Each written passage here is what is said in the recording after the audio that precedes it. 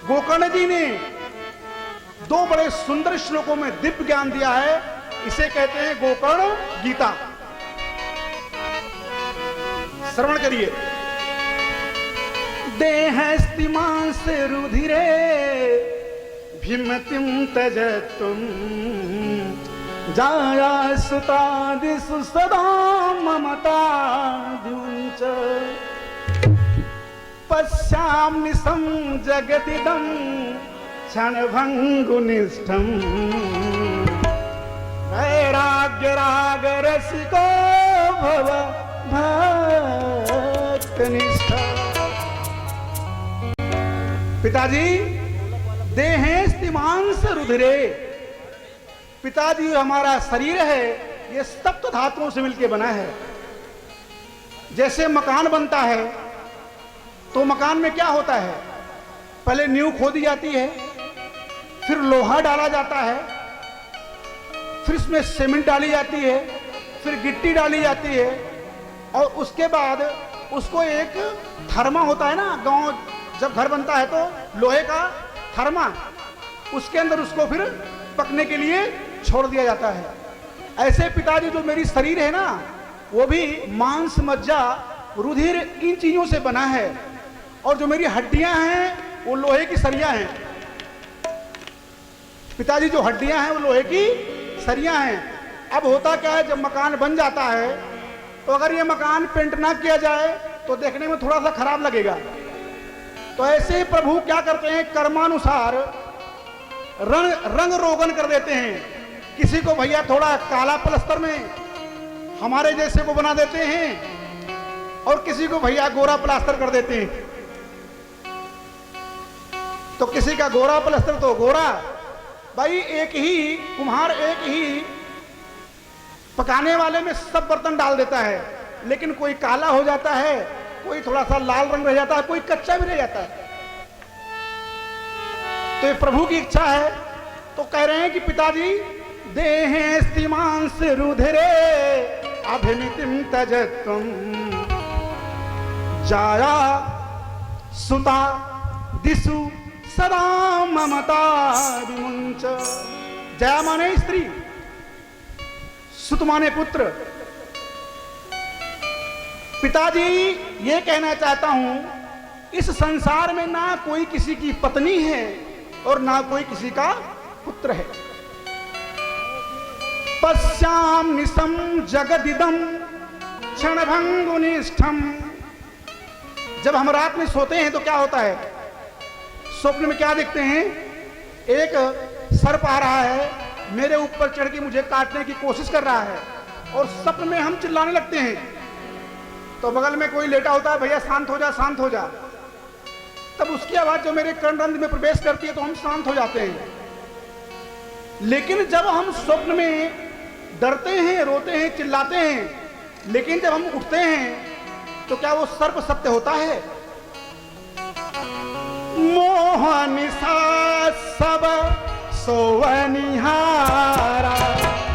मोह निशा सब सोवनिहारा, मोह निशा सब सोवनिहारा, मोह निशा सब सोवनिहारा।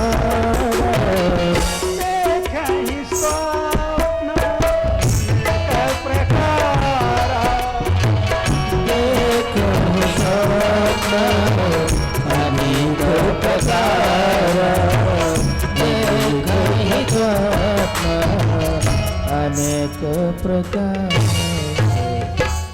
कह रहे हैं पिताजी, जैसे हम रात में सोते हैं तो हमें डर लगता है, और हम जगते हैं तो वो स्वप्न अपने आप में समाप्त हो जाता है।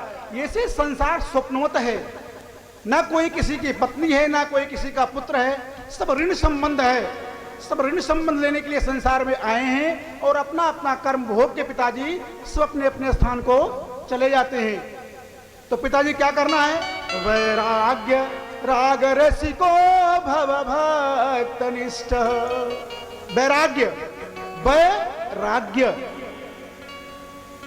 जब संसार के राग से हम दूर हो जाते हैं, क्या ईर्ष्या दंभ, लोभ, मोह उसी राग से जब दूर होते हैं तो आगे क्या सब लगता है? वै, वैराग्य। राग से दूर होने पर वैराग्य हो जाता है। तो पिताजी इस संसार में मत फंसो, क्योंकि ये जो शरीर है ये पंच तत्व से बना है पिताजी, और पंच तत्व का जो शरीर है वो एक दिन पंच तत्व में विलीन हो जाएगा। इसलिए संसार के मोह ममता में पिताजी मत फंसो। संसार में सुख किसी को नहीं है। तुलसी बाबा भी कहते हैं क्या? छित जल पावक गगन समीरा, छित जल पावक गगन समीरा, छित जल पावक गगन समीरा, छित जल पावक गगन समीरा, पंच रचित अधम शरीरा, पंच रचित जल अधम शरीरा, पंच रचन अधम शरीरा। इसलिए पिताजी आपको चिंता करने की कोई आवश्यकता नहीं है। और ये संसार जब किसी का नहीं है, ना पहले था, ना किसी का है और ना रहेगा, तो पिताजी एक काम खाली कर लीजिए बस। तो पिताजी कहा कहो बेटा क्या करूं?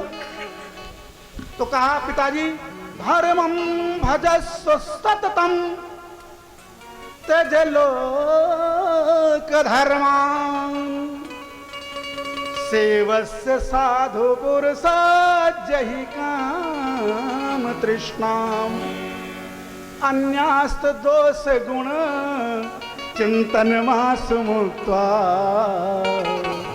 सेवा कथा रस महो नितरां पिबत्वम। पिताजी कुछ मत करो, संसार को छोड़ो और भगवान का भजन करो। किसी का राग दोष, किसी की चुगलखोरी निंदा, किसी की बुराई मत करो। और पिताजी यह ज्ञान प्राप्त करके चले गए, हरिद्वार में जाके भगवान का भजन करते हुए ईश्वर की प्राप्ति की।